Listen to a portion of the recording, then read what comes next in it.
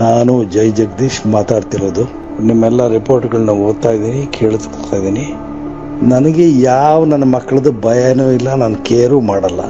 ನಿರ್ಮಾಪಕರು ದಯವಿಟ್ಟು ಭಿಕ್ಷುಕರಾಗಬೇಡಿ.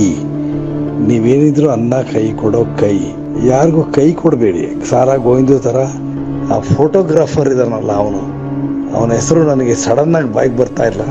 ಅವನು ಯಾವುದೋ ಚಾನಲ್ ಕೆಲಸ ಮಾಡ್ತಾ ಇದ್ದಾನೆ. ಕಳ್ಳ ಅವನು ಸುಮ್ಮನೆ ಬಂದಿರೋದಕ್ಕೆ ಚೇಂಬರ್ ಒಳಗೆ ಬಂದಿರೋದೇ ಈ ಕನ್ನಡ ನಿರ್ಮಾಪಕರ ವೀಕ್ನೆಸ್ನ ತಿಳ್ಕೊಂಡು ಟಿವಿನಲ್ಲಿ ಟೆಲಿಕಾಸ್ಟ್ ಮಾಡೋಕ್ಕೆ ಬಂದಿರೋಂಥ ವ್ಯಕ್ತಿ ಅವನು.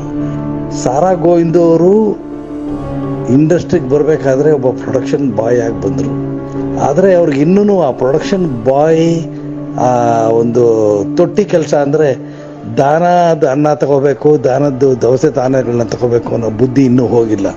ಹಾಗಾಗಿ ಇರೋ ಅಷ್ಟೂ ಜನ ಪ್ರೊಡ್ಯೂಸರ್ಸ್ನು ಅವರು ತಮ್ಮದೇ ಆದ ಶೈಲಿ ಅಂತ ತಿಳ್ಕೊಂಡ್ಬಿಟ್ಟಿದ್ದಾರೆ. ದಯವಿಟ್ಟು ಗೋವಿಂದ ಅವರೇ, ನೀವು ಬೇಕಾದ್ರೆ ಪಡಿತರಗಳನ್ನ ತಗೊಳ್ಳಿ. ಆ ಫೋಟೋಗ್ರಾಫರ್ಗೂ ಗೊತ್ತಿಲ್ಲ ಅಂತ ನಮಗೂ ಗೊತ್ತಾಗ್ತಾ ಇದೆ. ದಯವಿಟ್ಟು ನಾವೆಲ್ಲ ಭಾಳಷ್ಟು ಜನರಿಗೆ ಅನ್ನ ಹಾಕಿದ್ದೀವಿ.